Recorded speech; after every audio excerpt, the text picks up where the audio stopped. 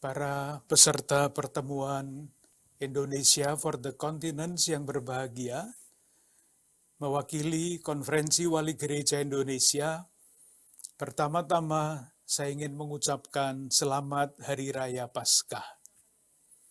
Semoga kita semua tidak sekedar bersyukur karena boleh merayakan Paskah, tetapi semoga rahmat Paskah menjadikan kita semua, kita masing-masing manusia-manusia Paskah.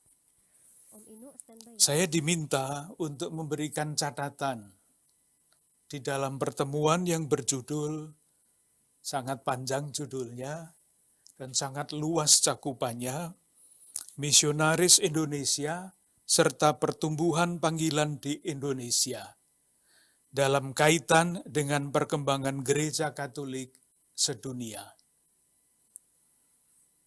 Pertama-tama tentu saja kita semua mesti bersyukur karena di wilayah Indonesia pada umumnya panggilan-panggilan khusus untuk menjadi imam, biarawan, biarawati oleh Paus Fransiskus bahkan disebut sangat subur. Dan kita bisa melihat dari apa yang terjadi di dalam kehidupan gereja. Banyak misionaris. Saya sering berjumpa di Jakarta ini dengan imam-imam, bruder yang baru kembali dari tempat-tempat mereka diutus. Bahkan dari tempat-tempat yang dalam arti tertentu berbahaya, karena mereka diutus ke daerah konflik. Banyak sekali jumlahnya. Kita juga boleh berbangga karena sejumlah tarekat-tarekat religius internasional dipimpin oleh religius yang berasal dari Indonesia. Dan sangat menarik juga bahwa tidak sedikit imam, bruder, suster yang berasal dari keluarga Muslim. Tidak sedikit juga yang merupakan anak tunggal di dalam keluarga.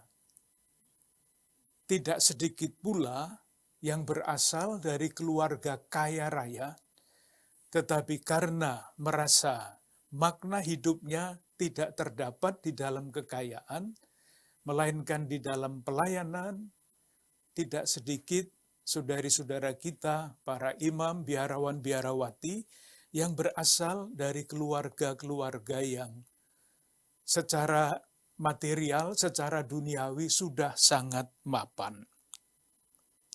Tentu saja ini adalah alasan yang besar untuk bersyukur, yang perlu kita rawat dan perlu kita jaga serta kita kembangkan.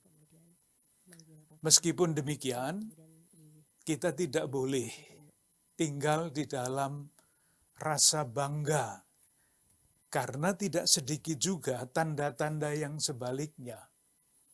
Ambil saja contoh, calon-calon religius khususnya, religius laki-laki untuk bruder itu sangat berkurang. Wilayah-wilayah yang dulu dianggap tanda petik subur, sekarang tidak seperti zaman dulu lagi. Tentu saja perkembangan zaman, perkembangan nilai-nilai yang kita junjung tinggi di dalam kehidupan kita sebagai orang beriman, sekarang banyak sekali tantangannya dan semakin kompleks. Tentu saja, saudari-saudaraku yang terkasih, panggilan khusus untuk menjadi imam, biarawan, dan biarawati tidak bisa dilepaskan dari keluarga. Karena para imam, biarawan, biarawati itu lahir di tengah-tengah keluarga.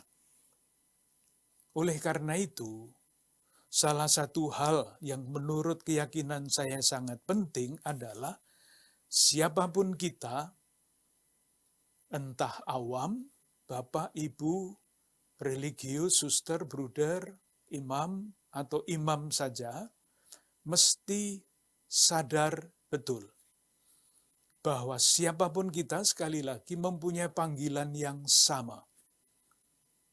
Itu bukan keyakinan saya, itu adalah ajaran gereja, yaitu yang mengatakan apapun status kita, dalam keadaan apapun kita ini, kita mempunyai panggilan yang sama, dirumuskan dengan 3 kata yang berbeda tetapi maknanya sama, yaitu panggilan untuk bertumbuh menuju kesempurnaan kesucian, bertumbuh untuk mencapai kesempurnaan kasih, dan kepenuhan hidup Kristiani, siapapun kita.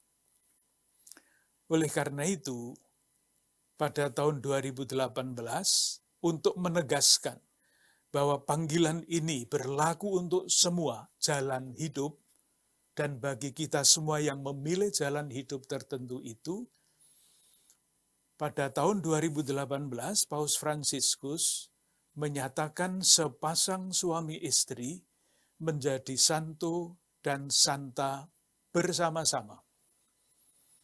Kalau anggota hierarki menjadi orang kudus, banyak. Religius menjadi orang kudus, banyak. Ibu saja menjadi orang kudus, tidak sedikit. Bapak saja demikian juga. Tetapi sepasang suami istri bersama-sama dinyatakan sebagai orang kudus, santo dan santa, ya baru pertama kali itu di dalam sejarah gereja Katolik. Apa yang mau dikatakan oleh Paus Fransiskus dengan pengangkatan satu pasang suami istri ini menjadi orang kudus?